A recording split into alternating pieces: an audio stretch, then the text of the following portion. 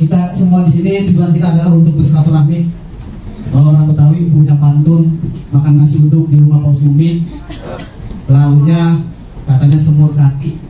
Kita semua di sini bertujuan untuk silaturahmi agar kita banyak umur dan murah rezeki. Ada pantun lagi. Handos Taufan Bakri MSI. Selamat pagi dan selamat datang Bapak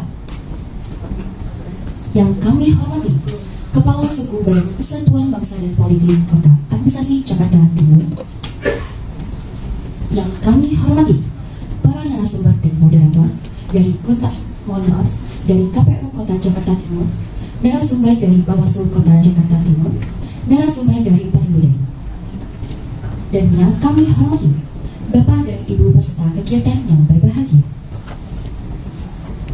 Pertama-tama, marilah kita panjatkan puji dan syukur kehadirat Allah Subhanahu wa Ta'ala, Tuhan yang Maha Pengasih lagi Maha Penyayang. Karena atas rahmat dan karunia-Nya, sehingga pada hari ini, Jumat 29 September 2023, kita dapat bersama-sama mengikuti pembukaan kegiatan peningkatan pemahaman undang-undang bidang politik di Kota Administrasi Jakarta Timur.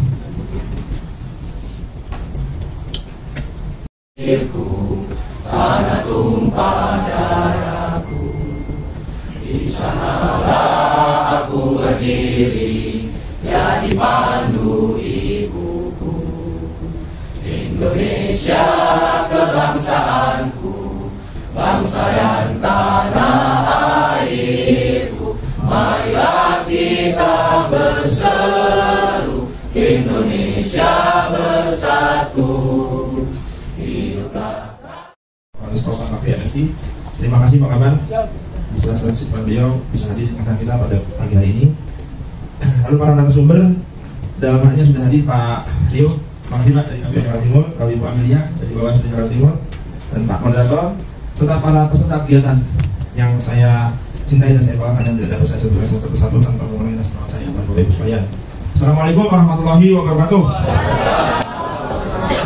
Selamat pagi, salam sejahtera bagi kita semua, Bapak Ibu sekalian. Puji syukur alhamdulillah kita panjatkan pada Allah Subhanahu wa Ta'ala, kepada Maha Esa. Pada hari ini kita bersama-sama dapat hadir dalam rangka menghadiri dan mengikuti kegiatan peningkatan pemahaman undang-undang bidang politik angkatan yang keempat. Pak Kaban sudah dalam keadaan sehat walafiat, tidak makan apapun juga. Izin Pak Kaban, perkenalkan saya menyampaikan laporan kegiatan pada hari ini sebagai berikut.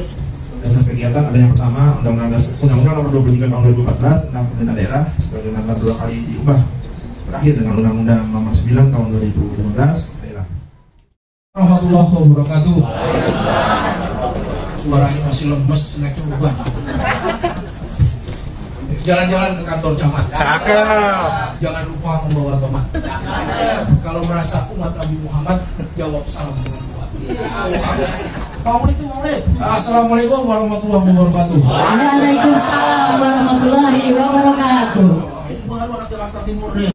Dari Paguyuban Papua, Minang, Timur, Tionghoa, terus ibu-ibu, kenapa bajunya sama nggak nih? Bolok aja belum pakai nih. Bapak Ibu sekalian, pagi ini kami di Pemda DKI berkumpul semua dalam rangka sesungguhnya minta tolong kepada Bapak Ibu sekalian. Boleh ya Pak ya? Boleh Bu? Boleh. Kenapa kami minta tolong kepada Bapak Ibu sekalian? Karena sebentar lagi ada hajat besar di seluruh Indonesia dan kita wajib bersama. Kalau yang usianya seusia saya, Bapak itu seusia saya, Om Ayu seusia saya, sering dengar begini lagunya nih Pak. Pemilihan umum dalam kita seluruh rakyat menyambut pemilihan demokrasi Pancasila hikmah Indonesia merdeka. Jadi pemilunya disambut gembira. Semua orang menyambut gembira. Pergi ke TPS semua, masuk ke TPS semua, begitu nyoblos pulang tidur dengan nyenyak karena udah tahu siapa pemenangnya. Kenapa? Iya, besok nggak pakai kue kekon, nggak bikin pikirin apa-apa, pulang ke rumah ngorok tahu kan yang menang. Tapi sekarang Pak, melalui metode peningkatan demokrasi yang kuat, maka kita harus menyelenggarakan pemilu dengan baik. Oh gaya ini, lu bos. Ini yang lain, makin sorot. Terus, biar ini deh, biar matut nih kapan tabungan. Nah, terus.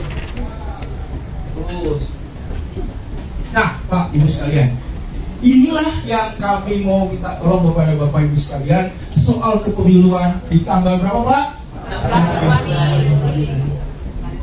Nah, itu dia Ibu. Hari ini hari apa, Pak? Kalau 14 Februari waktu kita muda? Ibu-ibu tuh yang paling dulu dikasih coklat kupu-kupu dulu ya. Belum bisa beli trombelon apa? Trombelon. Kenapa aku salah dikit? Inilah yang kita maksud 14 Februari mengundang Bapak Ibu sekalian karena kami punya kepentingan besar.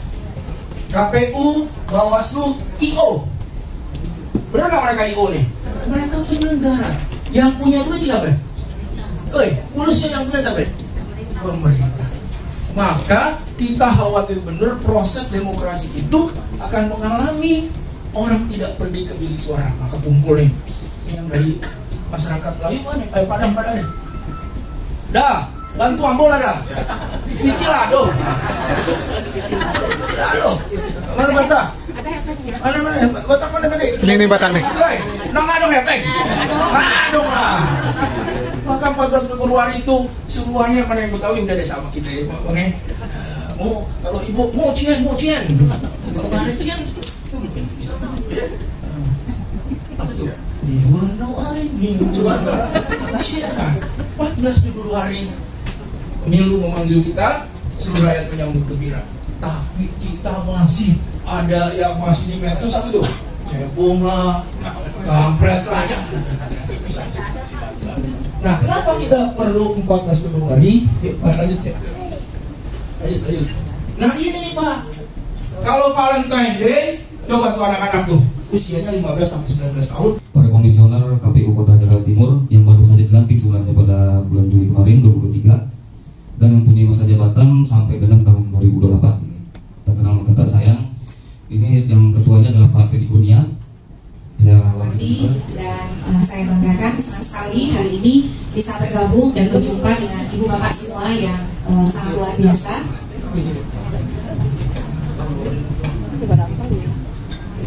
Ya, mudah-mudahan apa yang kita diskusikan bisa berkontribusi bagi penyelenggaraan pemilu 2024 yang demokratis. Nah, memang tema yang saya ambil membahas dinamika hukum pemilu menuju 2024 karena kebetulan latar belakang saya hukum dan nanti ada banyak hal sebagai bagian dari kelompok masyarakat sipil yang bisa kita lakukan di dalam menopang dan juga mengisi kiranya ada kekosongan ataupun kekurangan di dalam instrumen hukum untuk penyelenggaraan pemilu 2024. Tadi sudah diperkenalkan, saya dari Perkumpulan untuk Pemilu dan Demokrasi, itu adalah organisasi yang non-profit, non-partisan, kantornya di Tebet, tidak jauh dari sini, Tebet Timur 4B. Selain itu, saya mengajar di Fakultas Hukum Universitas Indonesia. Saya mengampu mata kuliah pemilihan umum di bidang studi hukum tata negara. Ibu Bapak, slide berikut boleh? Nah, di layar sebelumnya ini ada media sosial saya sebelumnya. Kalau ingin berkenalan lebih lanjut, mungkin kita tidak banyak waktu. Ada medsos saya dan kalau Ibu Bapak lihat YouTube saya itu saya sering memposting materi kuliah di YouTube saya gitu. Jadi siapa tahu kalau ingin mendalami isu pemilu, mengetahui sistem pemilu 2024 yang lebih detail, bagaimana suara dikonversi jadi kursi, bagaimana kerangka hukumnya lebih detail. Nah, itu saya cukup sering membahas di YouTube saya. Slide berikutnya. Nah, ini Ibu Bapak mungkin disampaikan sudah disampaikan oleh KPU dan Bawaslu, kita 137 hari lagi menuju 2024. Bukan sesuatu yang pendek, sudah sangat dekat. 14 Februari 2024 hari kasih suara. Meskipun dinamika politiknya luar biasa. Partai politik peserta pemilu sudah ditetapkan sejak 14 Desember 2022, tapi masa kampanye baru akan dimulai tanggal 28 November. Ada masa jeda yang sangat panjang sekali antara penetapan partai politik peserta pemilu Desember 2022 menuju masa kampanye yang baru akan dimulai 28 November 2023. Meskipun masa kampanye belum dimulai, tapi aktivitas sosialisasi politik ya bisa dikatakan hampir tidak bisa dibedakan dengan kampanye, itu sudah sangat masif. Pertemuan-pertemuan antara caleg yang masih disebut dengan bakal caleg dengan warga, itu saya yakini Ibu Bapak semua pasti sudah disambangi oleh para kandidat. Nah, ini memicu perdebatan. Itu kampanye di luar jadwal atau bukan sih gitu ya? Kalau kata Bawaslu-nya Belum masuk kampanye di luar jadwal karena tidak ada ajakan. Kalau ngajak tuh harus eksplisit. Ayo pilih saya, pilih coba saya. Padahal ajakan kan juga bisa dengan simbol citra diri dan lain sebagainya begitu ya. Ya, tapi itulah realitasnya hari ini. Nah, pencapresan sendiri belum terjadi. Kita baru akan ada pendaftaran calon presiden dan wakil presiden pada 19 Oktober sampai 25 Oktober. Sempat ada diskursus atau wacana mau memajukan, batal wacananya. Pendaftaran capres tetap dimulai 19 Oktober sampai 25 Oktober, 7 hari masa pendaftaran. Dan capres-cawapres akan ditetapkan siapa calonnya pada 13 November. Jadi masih agak lama nih, masih 2 bulan lagi ya, bisa dikatakannya 1,5 bulan lah. 13 November, drama-drama politik baru bisa kita ketahui ujungnya menghasilkan berapa poros, apakah 2 poros, 3 poros, siapa yang jadi capres, cawapres, itu 13 November 2023. Nah, itu yang kemudian kalau Ibu Bapak perhatikan, dinamika pemilu 2024 itu membuat pemilu 2024 kita akan memilih 5 posisi sekaligus, kecuali DKI Jakarta ya. Di DKI Jakarta tidak ada DPRD kabupaten kota, sehingga lebih ringan bebannya dibandingkan saya warga Tangerang Selatan. Kalau di Tangsel surat suaranya ada 5 karena ada DPRD kabupaten kota, selain presiden, DPR, DPD, DPRD provinsi, DKI hanya 4 surat suaranya. Jadi agak lebih ringan beban pemilih dan petugasnya. Dengan pemilih pada 2024 berjumlah 204 juta, membuat pemilu kita sebagai pemilu serentak 1 hari terbesar di dunia. The biggest one day elections in the world. Jadi tidak ada yang mengalahkan tuh. 5 posisi dipilih sekaligus pada 1 hari yang sama di TPS yang sama. Nah, pemilu serentak 1 hari terbesar di dunia, mengalahkan India, mengalahkan Amerika Serikat. India hari pemungutan suaranya kurang lebih 27 hari. Karena dia bergantian antara satu negara bagian dengan negara bagian yang lain, karena dia memakai teknologi. Jadi alatnya itu dipinjam, tukar, pakaikan antara satu negara bagian dengan negara bagian yang lain. Kurang lebih 27 hari. Amerika Serikat walaupun populasinya lebih besar dari kita, tapi jumlah pemilihnya jauh di bawah kita. 2020 ketika Trump kalah oleh Joe Biden, itu pemilihnya hanya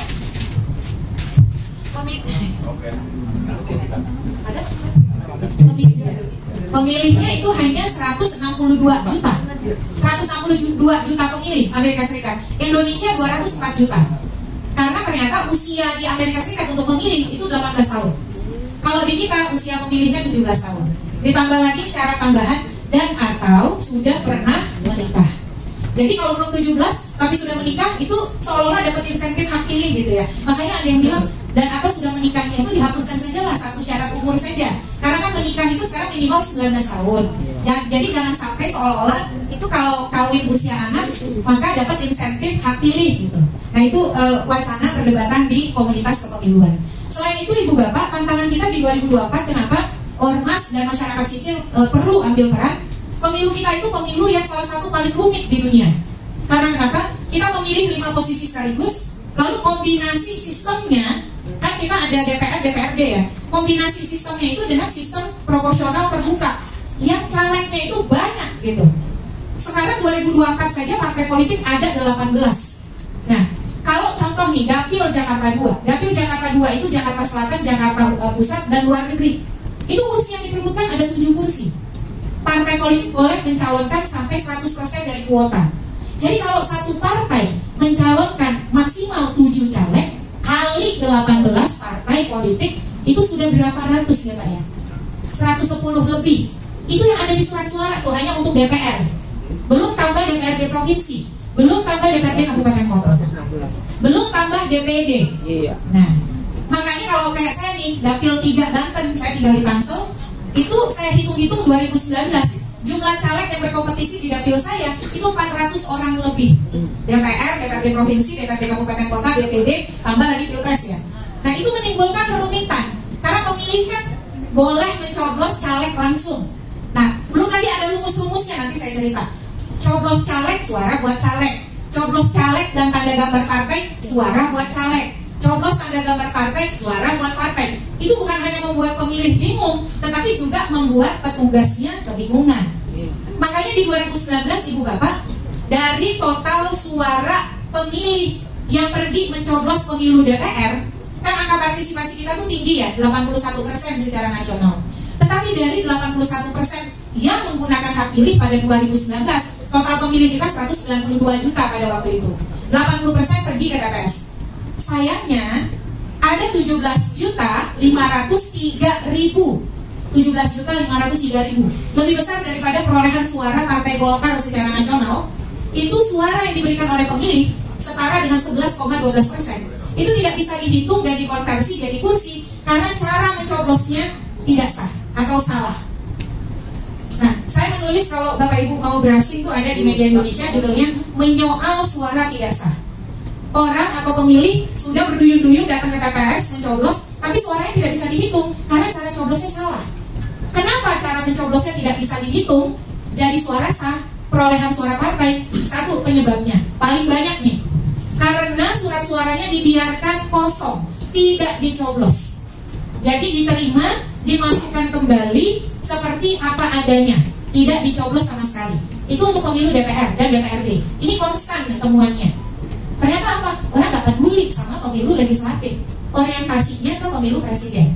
Atau dia gak mau ribet, kan gede tuh surat suaranya ya. Surat suara kita kan 5, abu-abu presiden, kuning untuk DPR, biru DPRD provinsi, hijau DPRD kabupaten kota, berarti udah ya, merah DPD.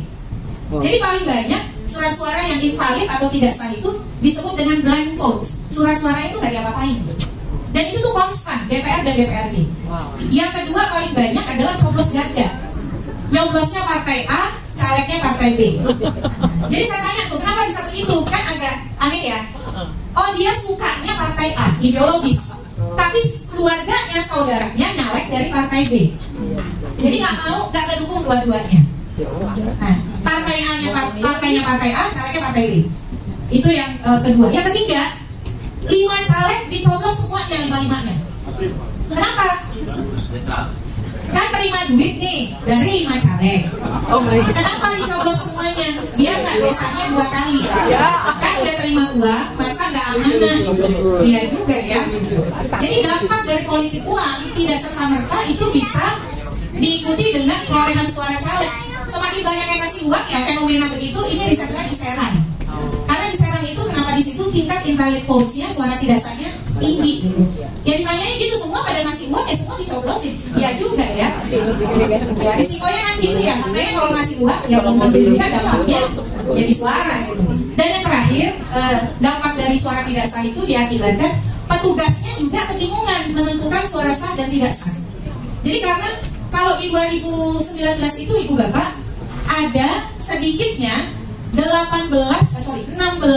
varian suara sah. Jadi ada varian itu banyak. Karena kenapa? Karena KPU tidak mau membuat suara rakyat itu terbuang. Sebagai contoh, kan caleg itu tulisannya rapat-rapat ya, kalau di surat suara. Jadi misalnya Titi dan Jazuli, Titi nomor 1, Jazuli nomor 2, kecoblosnya itu tembus sampai ke garis antara. Sama KPU itu dibilang suaranya diberikan kepada partai supaya suaranya itu gak hilang. Tapi kalau petugasnya dilatih